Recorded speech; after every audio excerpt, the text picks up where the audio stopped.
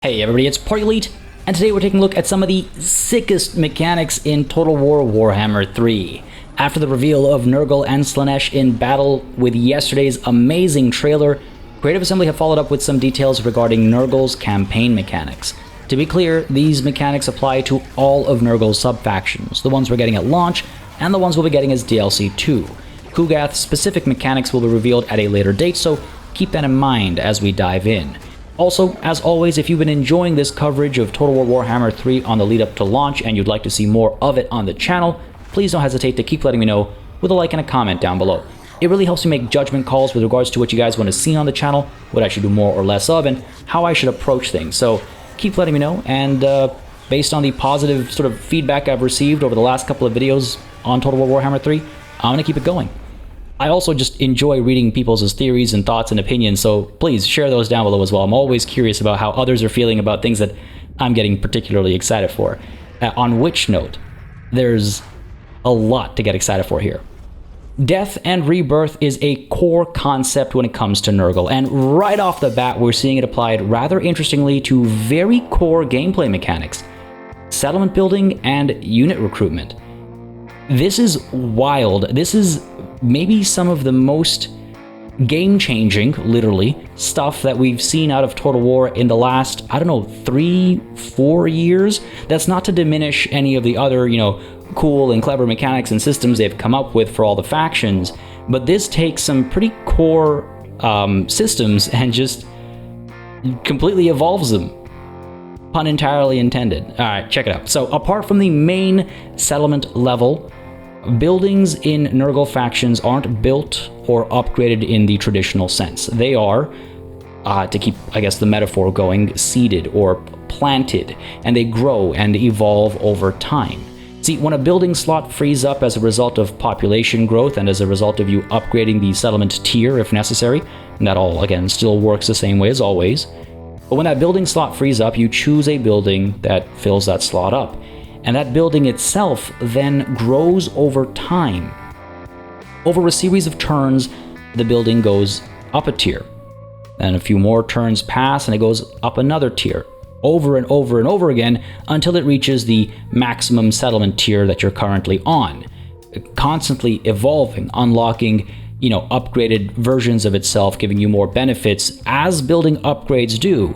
But here, you're not investing anything. It's naturally happening over a period of time. And then it reaches its top tier, and a few turns later, it goes right back to square one.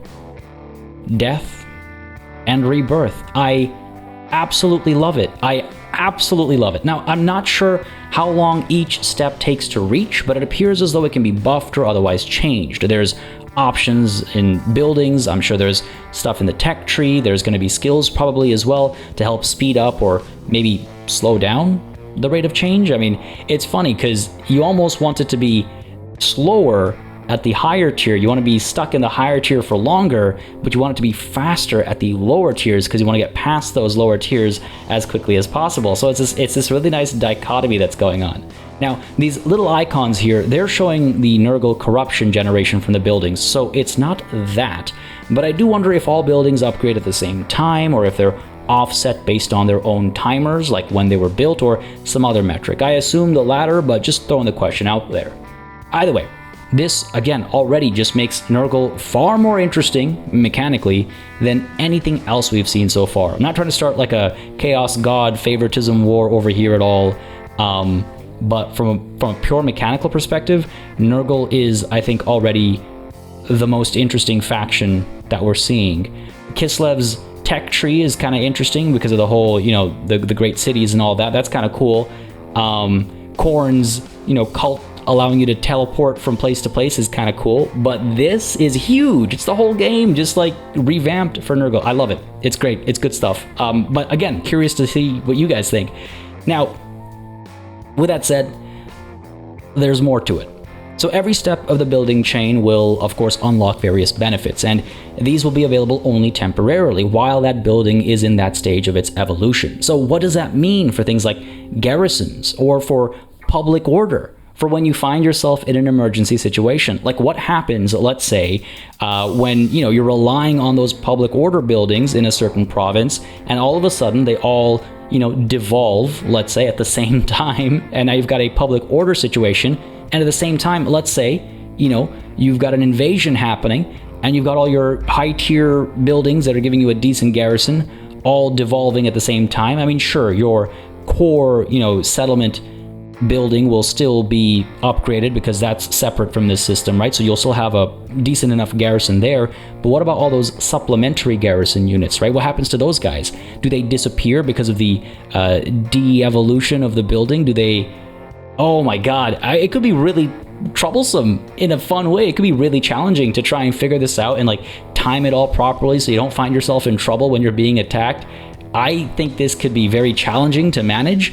In a good way. I'm all for it. I love this kind of stuff, and I really hope they lean into it. I hope to see Nurgle as a very hard campaign start. You know how the game kind of tells you which factions are easier and harder? I really hope to see Nurgle as a very hard one, because that would mean this mechanic has maybe got, it's been given a chance to blossom, if you will. Either way, that aside, right, when it comes to actually recruiting units, and then the higher tier units specifically as well, I suppose, every step of evolution brings access to a new unit in your recruitment pool. That just doesn't mean a new unit as in a new type of unit, but a new or an additional number of that unit. So basically, every step that has the same unit card that you can see over here adds +1 of that unit to your available pool. When the building resets, I assume you still have access to that unit in your pool if you haven't already recruited it. So for example, if a building gets to its top tier and you get some of those top tier units added to your recruitment pool, when that building then resets to its bottom level, you don't lose access to those top tier units. You'll still have access to them, but just that limited number that you were able to acquire at the time. There is a maximum limit to how many units you can call into your service at a time, so you can't just stockpile a bunch of them and then pop out armies everywhere. You have a limit of how many of these units you can have available, and the limits are higher than I would have expected, significantly so actually, but it's still cool to see, and I wonder if we'll see this balanced again. This is still in development. These numbers are likely to change, and I wouldn't mind maybe seeing them lower. Who knows, right? I haven't touched the game yet, so I can't really give you an informed opinion on what I feel about the numbers, but they feel a little high based on Warhammer 1 and 2. We'll see where it goes and how it plays out. But I think that's, again, just really cool. It's a way to embrace the lore of Nurgle and make it something special for, again, a core mechanic. Again, I love it. Beyond that, though, it's not just about the recruitment pool and how units are added to the pool. Let's talk about how you get units out of the pool and actually into your armies.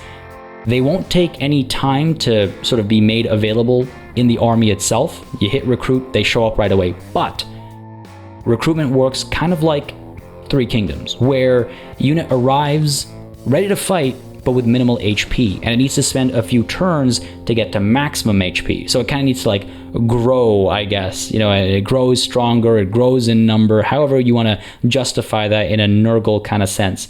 But this also means that you can't just magically pop out a full stack in the middle of nowhere. You have to bide your time. And naturally, there are skills and techs that help reduce the length of time, but there will be a wait nonetheless. And that also kind of controls the AI and prevents them from just, spamming doom stacks right outside your city and hitting you with, God knows what. So it's a nice way to, I think, tackle the AI, but it's also an interesting way to force the player to pace themselves. Now, recruitment can also happen in neutral and friendly territories both, but not while in enemy territory, so you will still have to pull back to get reinforcements if and when needed. You're going to be bursting forth like the plague when playing as Nurgle. Look at these numbers, right, on the recruitment limit, through the roof. Even though you can't insta-recruit multiple full stacks, you can still get multiple full stacks, quicker than most. This is going to be very interesting. You're going to have a near constant supply of more units unless you somehow manage to lose multiple back-to-back battles of full stacks. But on the note of, bursting forth like a plague, let's talk about Plague and Infections, the central campaign mechanic as far as Nurgle is concerned. Since Nurgle is all about spreading rot and plague and disease, you get to take control of that when playing as his factions. The Plague Cauldron is a new screen where you can pick out various symptoms and base plagues that you've unlocked, and then you can use them to concoct a new variant that'll provide buffs to your own faction or debuffs to enemy factions based on the sort of mixing and matching that you do. The base plagues include pox to decrease the time for friendly buildings to cycle while increasing growth for friendly settlements. Bubbos, I've never known how to say it. They help reduce casualty replenishment rate and increase attrition on besieged enemy settlements. Ague gives me another thing I can't pronounce and applies attrition and reduces campaign movement range on enemy armies. Rot adds a unit of Nurglings to your recruitment pool every time it spreads, and Palsy to reduce melee attack of enemy armies, which, I mean, goddamn, that escalated very quickly. We went from like, oh yeah, the pox to Palsy. It's, you know, it makes sense. It makes sense. A plague needs one of these bases blended with up to 2 additional symptoms out of the, I'm guessing, 20 listed here. Trying to fill in the blanks. I assume it's 20, it might be a little less. Distributing the plague, meanwhile, can be done in 2 different ways, either through a natural spreading out from friendly territory or armies over time, or by using the new Plague Cultist hero that can spread plague to neutral and enemy armies and settlements. Once in the world, a plague can spread between settlements and armies that are near each other, and battles between armies will always spread plague from one to the other. Spreading plagues will unlock new symptoms, which you can also do using tech, and the rate of spread and duration of a plague can be modified by various means, including, I mentioned technology, I suppose there might be some skills involved, but it's important to note that only one plague can exist on a target at a time, but you can have multiple plagues out there at once. You just need to try and control the spread of them to make sure the right buffs and debuffs are going to the right places to benefit you most. The whole angle here, the idea here, is that you'll have so many plagues out there that every once in a while you'll come across one in the wild having spread in a way that you wouldn't have guessed or wouldn't have predicted, and maybe it's going to stay working to your benefit, or maybe it kind of ends up working to your detriment. What I'm curious about, though, is what determines which plague comes out on top. See, let's say 2 armies clash on the battlefield, and neither of those armies are yours, but both of those armies have a plague or another. Well, in fact, for this example, they both have a separate plague, and they attack each other. Does the winner take the loser's plague? Do they retain their existing plague? How does that play out? Because if you attack an army, let's say, and you defeat them, and your army has a plague, that army's been defeated. It won't have the plague on it anymore. So how does that work? How does the spreading work? Does the winner always take on the plague from the loser? In which case, are you encouraged to have a bunch of, 1-unit stacks out there carrying the plague, getting destroyed in battle in order to spread disease? You know what? This isn't a part of my script. I've just kind of gone off on a tangent here, but now that I've said that out loud, that sounds really cool. That could be really fun, actually. You're encouraged to send out weak armies just to spread disease, to spread debuffs, and then use that to give yourself advantage when it's time for a full-on invasion. That would be really cool, and I'm curious if that's how it works. Because again, if you think about it, if an army is defeated and it's wiped out, there's no point in it having the plague. There's no point in giving it the plague. Either way, at the bottom of this section are recipes. These are extra potent plagues, like Nurgle's Rot and the Black Plague, and they come with extra benefits to duration and chance to spread. We'll see more about them soon, I'm sure, but for now, let's move on to Unholy Manifestations. Again, as a reminder, every Chaos faction is getting access to Unholy Manifestations, but they're all different to fit the god they're aligned to. Nurgle gets Pestilent Growth unlocked from the start to buff replenishment rate in an army for 2 turns while disabling campaign movement. Blessing of Nurgle unlocks with 1,000 Nurgle Corruption, increasing the chance of plagues spreading in the local province by 30% for 3 turns, but locking campaign movement for the army blessed with it as well. 2,000 global Nurgle corruption unlocks exponential growth, increasing growth in the local province by 200 and decreasing recruitment cost by a whopping 20% for the target army for 3 turns. Finally, at 3,000 Nurgle corruption, we see Nurgle's visitation unlocked. After 3 turns of activation, a random plague hits every army and settlement in the same province as the target army. It disables campaign movement for the target army for those 3 turns, so you do have to be careful with its use. Again, this can be quite a valuable tool for performing sneak attacks, hitting the enemy with debuffs, using a flimsy army with just a couple units as you prepare them for a proper invasion. Again, similar to what we were talking about earlier with regards to how to spread the plague. Again, I like it. I like it. Again, if Nurgle is Ascendant, all of these abilities are buffed. Plague cults, meanwhile, allow you to build a hidden building in cities, just like with other cults for other gods. And the building that you have access to can be varied, of course. We have the Shelter to give 25 infections per turn, Refuge for 40 infections per turn if growth is beyond a certain threshold in the region, Hospice to do the same if a lord is present in the region, and Colony to give a random plague to the settlement, destroying the cult in the process. It's, I'll be honest, not as cool as Khorne stuff here, but we'll need to see how infections play and feel before we can really and truly judge it, I guess. Then again, Nurgle will have more ready access to cults and manifestations both, because he spreads corruption a lot more quickly than the other gods, so we'll have to see how it's all been balanced out. But I'll be honest, the plague cult stuff sounds okay by comparison to some of Nurgle's other amazing mechanics, and if you compare the cults to the blood cults of Khorne, I would say Khorne has the more interesting cult mechanics. But moving on from cults, let's talk about the tech tree, because Nurgle's tech tree is similar actually to Khorne's in some ways. There are several groups of 7 techs each, with 4 needing to be researched in one group before the next is unlocked. We'll see unit upgrades, diplomacy buffs, plague buffs, and additional spells for the Great Unclean Ones, alongside modifiers to building cycle times and army abilities that are charged in battle based on the amount of damage your units are taking, using death and, I guess, viscera and stuff to power Nurgle. These army abilities sound like they're all damage dealing and will all have the chain property, meaning they'll bounce from unit to unit rather than targeting a single specific area.